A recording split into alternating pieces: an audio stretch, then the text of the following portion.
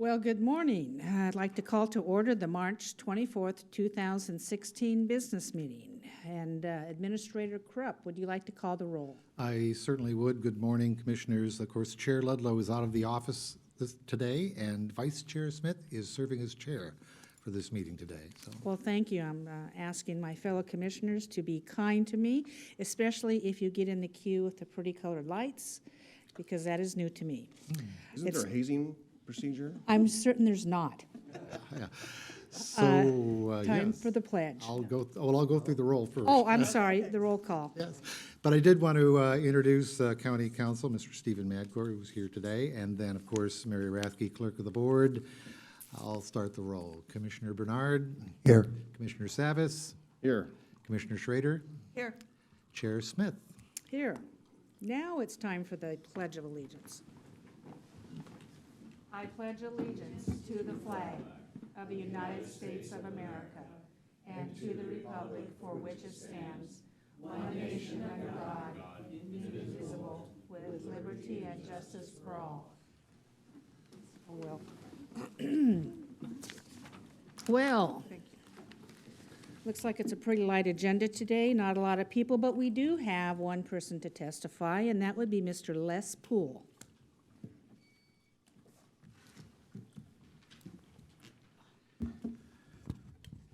Good morning. Hey, you're doing great so far, Tootie. Okay, thanks. Thank you. We'll keep you around. All right. I own property in Damascus, and there's a lot going on out there. And my concern is where's Damascus? Where's that alleged community going to be in 5 years? A lot of the folks pushing for disincorporation don't have really much of a vision down the road. And over I hear we're going to return to being a community. Well, the reality is the prime land in Pleasant Valley is going to develop. Happy Valley is annexing those properties. I'm not here to debate that. My concern is where are we when we don't have the sewer extended any farther than it is, and the growth is coming, and the citizens of Damascus have disincorporated and they have no local control, and they're now relying on you to be their mayor and city council. And your planning department gets to take over managing those convoluted roads. There isn't a straight intersection in town. And with the exception of Highway 212, which is a state highway, here we are with all the burdens you folks face. And I hear from, I've heard from Diana Helm and Chris Hawes and others, well, let the county take over. Let the county do the planning. It'll all be fine. Well, I don't get that feeling at all. And I'm not here to debate whether or not Damascus should disincorporate. I'm here to ask the question of those promoting it and of the staff. I wouldn't expect you folks to start giving me a lot of information that you don't have, and you have no jurisdiction there. But obviously the county has got to be looking at that with a wary eye. And we'll see what happens. There's a disincorporation vote coming.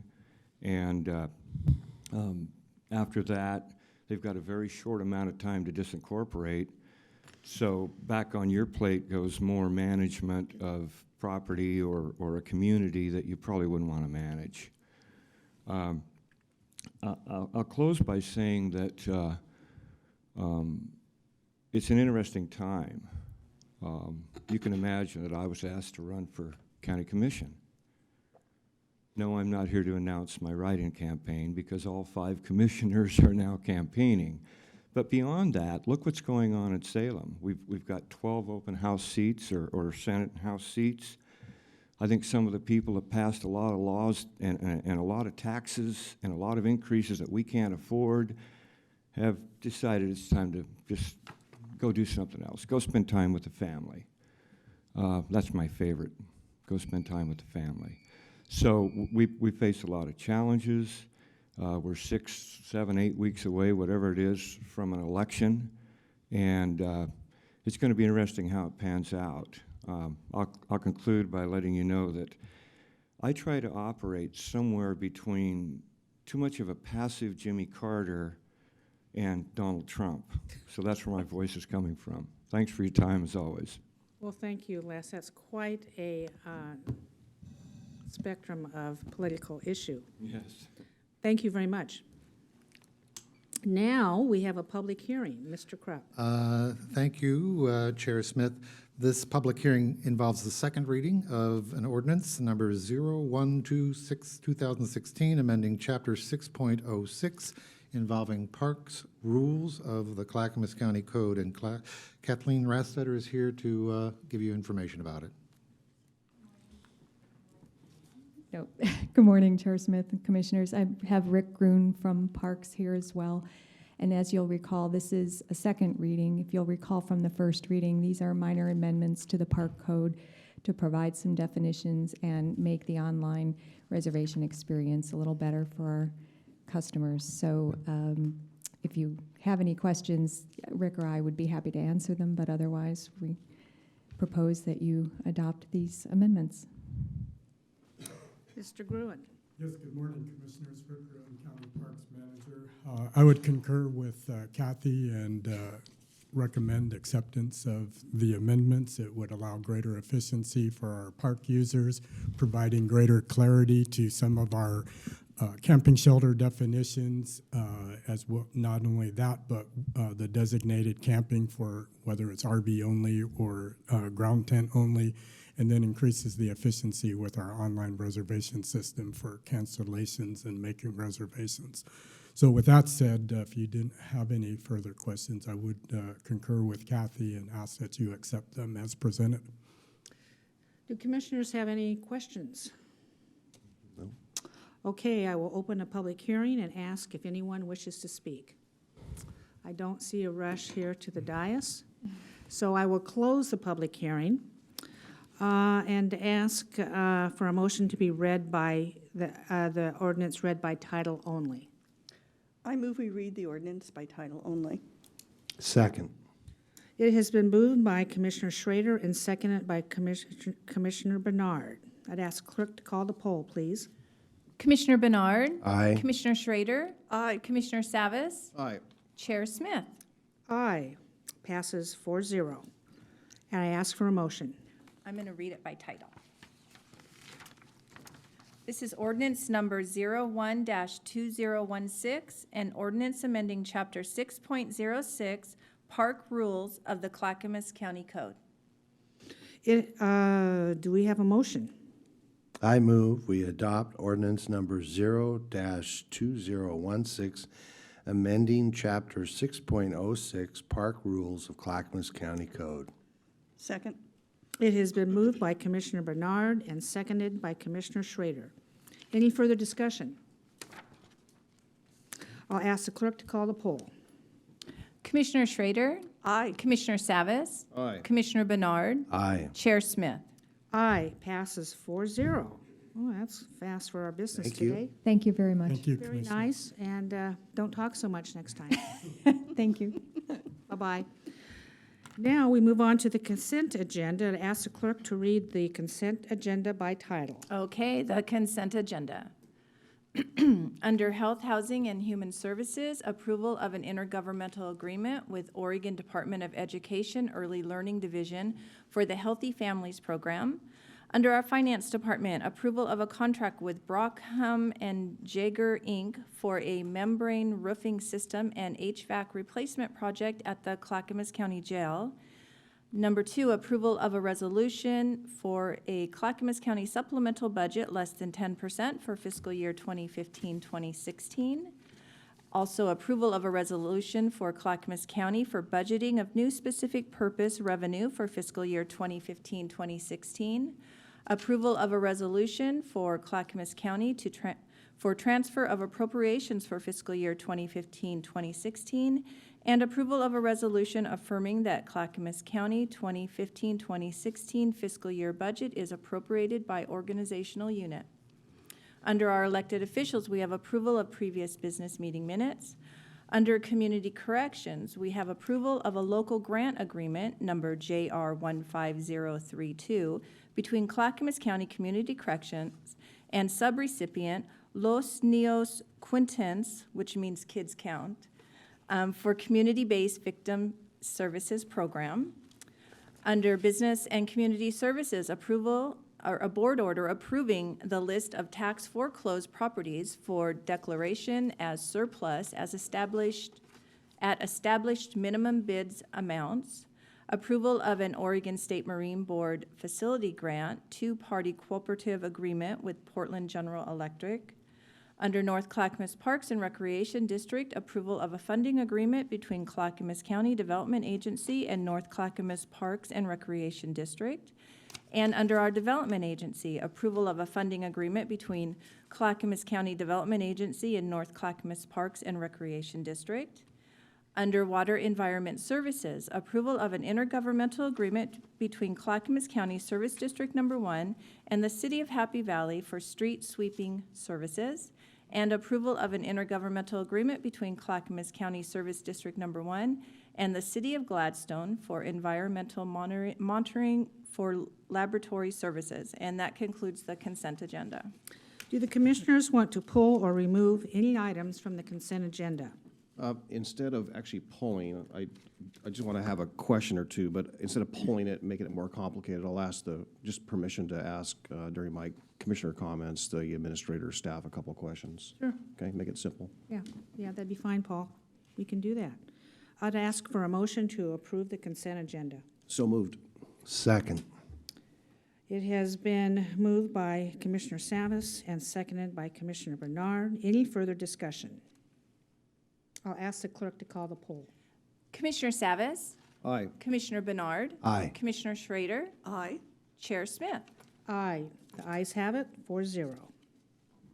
We're just ripping right along this agenda, aren't we? Let's beat the record of. Okay, it just depends how long you guys want to talk. County Administrator update, Mr. Krupp. Okay, I've got the second chapter in War and Peace to read. Actually, I've got some, as usual, I hear lots of good things about the work county employees are doing. Most recently, I've heard about some work that our transportation and development staff are doing. Mr. Robert Morris is a plans examiner in the Building Codes Division, and his job is to make sure that the building designs are safe and meet the requirements in the building code. But we received a message from a customer. Her name is Audrey, and she wrote in to say, I wanted to take time to thank you for guiding us through a very uneasy process. I wanted to thank you for not making us lose hope and inspiring us with your statement that you will see light at the end of the tunnel. To your supervisor in the department, I would like to say that because of people like you, we still have connection to the government. You are a great example of how to reach the public and provide outstanding service. God bless you. she Nice. said. Oh, that's really heartfelt. She went on to thank Andrea Hall and Scott Caulfield, so I just kind of wanted to acknowledge the good work that DTD is doing in that regard.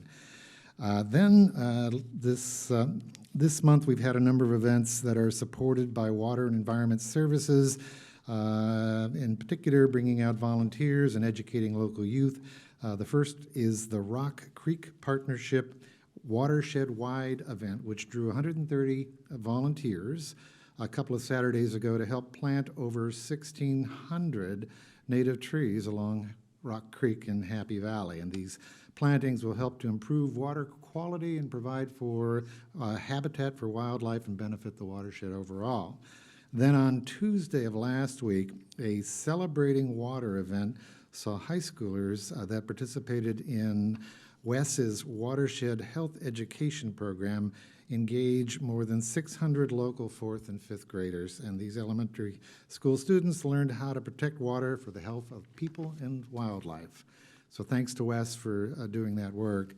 And lastly, our widely respected and much anticipated health rankings of counties across the country came out last week by the Robert Wood Johnson Foundation, and Clackamas County was identified as ranking number 2 in the state of Oregon for health outcomes that incorporate length of life and quality of life for our citizens.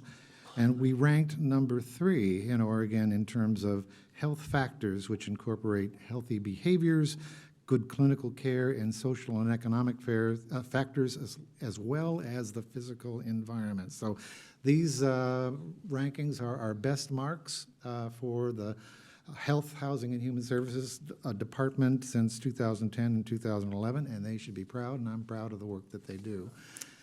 And then finally, just kind of want to let you know we're doing something different this coming Monday, you know, as we get ready for budget season and we receive the requests and proposals from different county offices and departments for new initiatives. We refer to those as policy level proposals.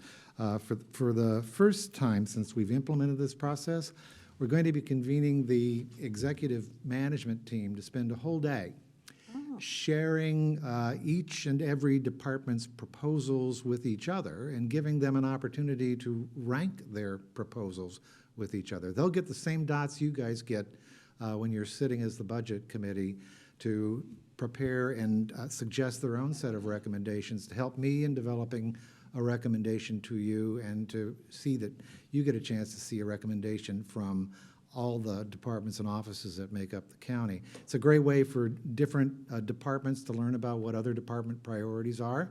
It's a great way, I think, of sharing information and building some good, strong relationships among different county offices and departments. So we're looking forward to that. It'll be a full-day effort on the part of our executive management team. I'm looking forward to that. You know, there's no better experience than wearing another person's shoes. That's true. Yeah. That's very true. Talking about tree planting, there's an old Chinese proverb is the best time to plant a tree was 20 years ago. The second best time to plant a tree is today. So nice. very good. I was very happy about that. So now, Commissioner Communication. Commissioner Schrader, you're up first. Wow. So I want to announce that this afternoon at 3 o'clock at the Abernathy Center, the Association of Oregon Counties, the Oregon-China Sister State Relations Council, the Tianjin Economic and Technological Development Area, or TEDA, and the Clackamas County Business and Economic Development Department, we are having an event called the 6th Annual Oregon-China Economic Forum, Joint Investment in Infrastructure and Startups in the USA. Mike MacArthur, who is the Association of Oregon Counties Executive Director, is going to kick it off. We're going to have my colleague Tony Hyde on a panel, and Bobby Lee, who is the policy advisor of the Oregon Governor's Office for Regional Solutions, is also going to talk about some of the regional things that we have been working on, and in particular, one that Commissioner Smith and I have worked on, the Legacy Project. And I do want to remind folks that Commissioner Smith continues to give tours down at the Legacy Project, which is really a fabulous thing. We'll have a reception hosted by Clackamas County Business and Economic Development and the OCSSRC. That's the Sister City delegation at 5:30 this afternoon.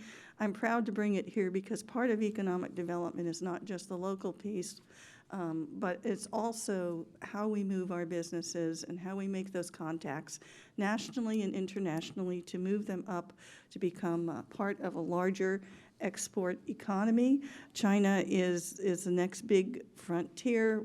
I'm hopeful that eventually colleagues, one or all of us, will get a chance to go to China on one of those economic development tours. I know that the association last year of Oregon counties took their president on a tour, and it is quite remarkable. So we can move up with exports, and one of our successes is when we brought the White House here. I didn't even realize this till I talked to folks the last time, was that there was a rule that was not allowing us to export our cranberries, strawberries, and blueberries in a frozen state.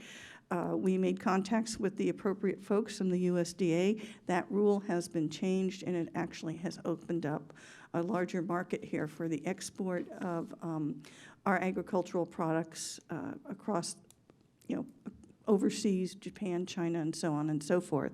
And as well as export, we still have to remember that we have a local economy that we work with our agricultural and food sheds. So we are attacking and looking at this from every single angle. The other thing I wanted to announce was that the USDA Rural Development, there are applications available and grants for zero-interest loans to local utilities to establish revolving funds for rural areas. One of the other things we need to look at is not just our urban economies, but our rural economies. And the USDA has multiple programs for businesses. If you can access that on their website and take a look and see if some of these loans are applicable to you. And I continue to work. Next Thursday, I will not be here because I'll be having my PUC meeting, Public Utility Commission meeting, talking about getting natural gas infrastructure to rural communities. So with that, let me pull up the arts and culture activities in the county. And okay, so this is what's going on this week. Fly Gals, Women Air Service Pilots in World War II. Author and speaker Sig Ulander Jr. will tell the fascinating story of the women air service pilots, the WASPs, in World War II with rare period photographs and profiles of individual WASPs, including Portland's remarkable Hazel Ying Lee, the first Chinese-American woman pilot who died completing a dangerous fighter plane ferry mission. This is Thursday, March 24th, 7 to 8 p.m. I guess that's tonight at the Museum of the Oregon Territory in Oregon City. This sounds fascinating. And the next one sounds equally interesting. Social History Happy Hour, preview of ski fashion for 2017. Modeled by the members of the Scienti and Cheney Vogeli, I hope I'm saying this correctly, ski clubs, Saturday, March 26, 7 to 9 p.m. at Mount Hood Cultural Center and Museum and Government Camp. So if you want to be stylish on the mountain, I suggest that you go this and see what is the colorful attire for the ski season. For more information about any event, go to the Arts Alliance website, clackamasartsalliance.org. Thank you, colleagues. Thank you, Commissioner Schrader. Now we move on to Commissioner Savas. Yeah, well, my question earlier was kind of inspired by this meeting that I just had with staff earlier, and also not necessarily related to the consent agenda, but it inspired me further with regard to the development agency and recent discussions that came up in some of our forums and talks about roads and services and all those things, and there was a perception out there that we had given away $10 million for the Eagles Landing project, which we know is not true. We never gave away $10 million, but I thought I would just have the administrator verify for us that we never gave away $10 million and that we could have used that for roads or so forth. But for the Eagles Landing agreement, there was no check or revenues from the county that were of $10 million that we gave away. As a matter of fact, we've given away nothing. Is that relatively accurate? Well, what I understand we did with the Eagles Landing project is essentially honor credits for system development charges and made arrangements with respect to the sale of a property that is intended then to produce certain outcomes with regard to assessed value and job development in the area.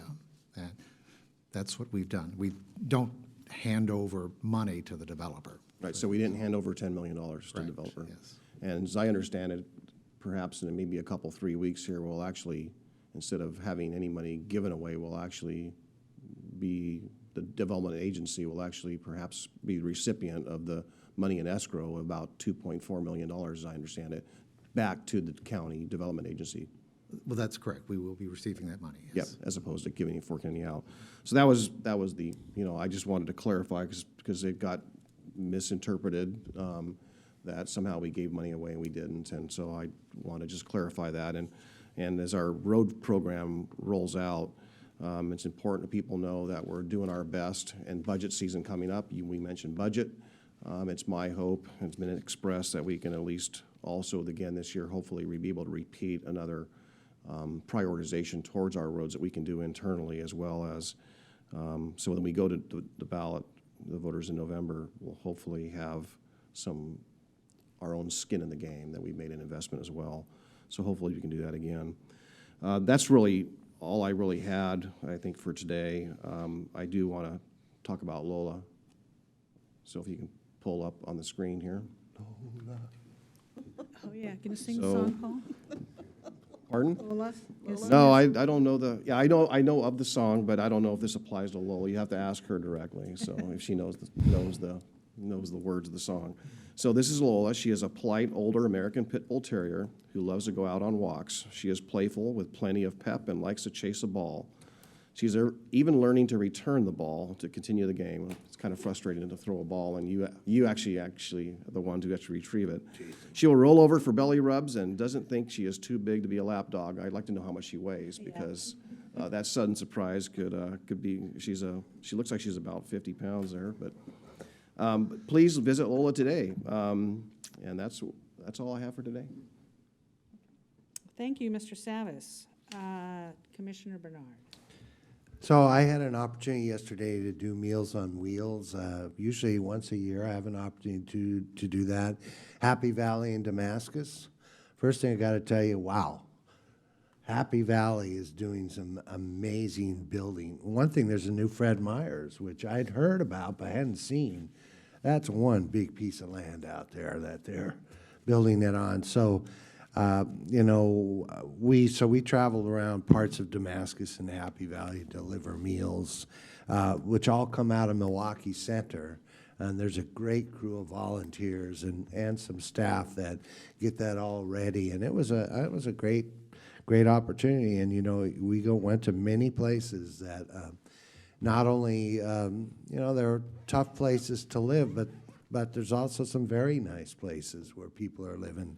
And mostly older people who probably find it difficult to cook themselves a meal. And there is an opportunity to pay for the meal, not when it's delivered, but they do monthly, they pay monthly, I believe, and some do, some don't, but it's not that important. But the most important thing is that, we went to one house, nobody answered, and the neighbor said, "I know she's home."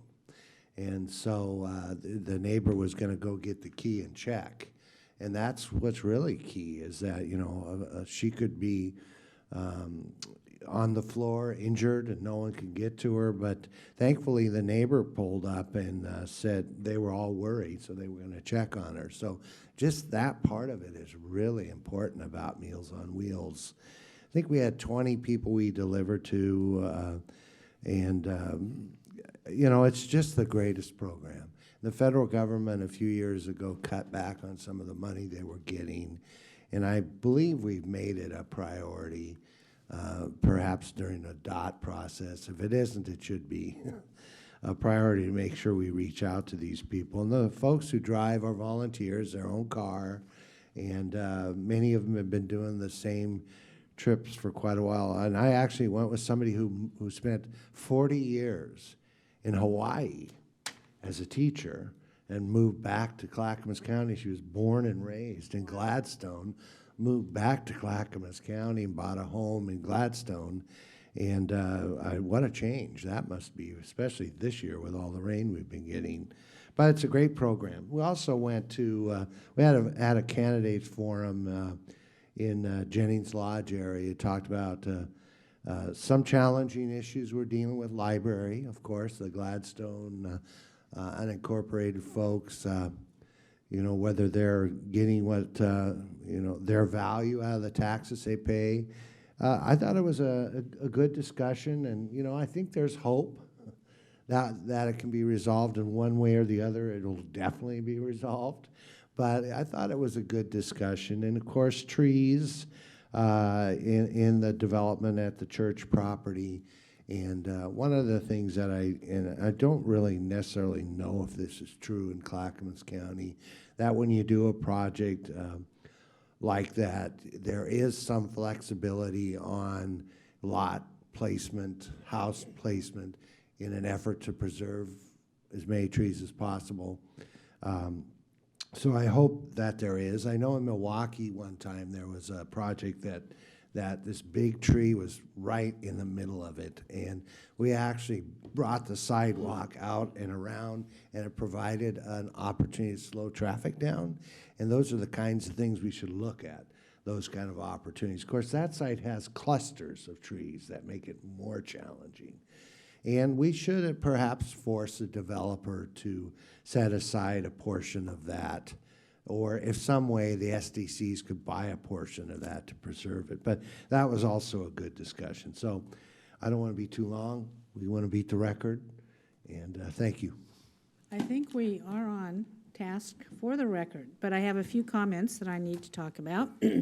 Last week, I had the pleasure of hosting 2 tours at the Willamette Falls Legacy Project to have folks go out and experience the falls and actually feel the spray. We had so much rain that the falls were just like the most amazing, powerful, powerful thing you've ever experienced. I was joined by representatives from our cities, chambers, citizen groups, and businesses, and they were totally delighted, and I posted some of those photos on Facebook if you want to take a look.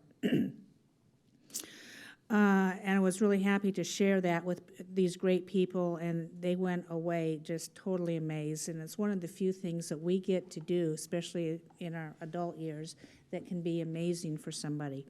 I hope they share that feeling with their friends and family and keep the excitement growing for the Legacy Project. And I suppose if anybody, we invited a lot of people, many couldn't come, and if we need to set up another tour, we can certainly do that with some folks out there. And in relation to that, on Wednesday, March 30th, at the Abernathy Center from 3 to 8 p.m., the Legacy Project partners are hosting an open house to discuss the Riverwalk design. And the Riverwalk design will start right there at Oregon City, and it will go all the way up to the falls. It's about 100 feet wide, and it's going to be quite the experience for people. And that's going to be, I think, one of the first things that is developed there, along with the owner of the 12 acres to be developed is now working on what I think used to be the old bank building there on the corner, and he's going to try to get that up and running. And they're renovating it now so they can lease out some commercial space. The Riverwalk is a publicly owned portion of the project and is being led by Metro and Oregon City. This is part of the project that will get people direct access to the falls. If you'd like to learn more, just come and see us next Wednesday. And if you need more information on it, you can find it on the web at rediscoverthefalls.com. The other item I'd like to discuss is the NACO prescription drug discount program. Earlier this week, we received an update on outreach and benefit statistics. We are going to be stepping up our outreach in an effort to help more people save money. This program does not cost you anything, and it does not cost government anything. Simply sign up online, and you can begin saving your prescription drugs. You go online, you register, you can print off a discount card. It's accepted at all pharmacies, most all pharmacies in Clackamas County. And I encourage everyone to visit the county's website and look for the information on our homepage under Live Healthy. Now, Mary, we have a town hall announcement. I would like to announce the dates for the Commissioners' 2016 town halls. The first scheduled town hall will be held later this month on Wednesday, March 30th at the Riverside Elementary School in Oak Grove, beginning at 7 p.m. The address is on River Road. Hope you can join us. The second town hall will be held at the Molalla Library on Wednesday, June 15th. We also hold town hall meetings on Wednesday, August 3rd in West Lynn and Wednesday, October 5th in Boring. So please save those dates on your calendars. We will let you know the venue for those as soon as they are reserved. This is an opportunity for people to get close to their government elected officials and let them know what they like or don't like or have suggestions, but just to talk. So I hope the folks can come. Well, I don't see any more business before this commission, so I will adjourn the meeting.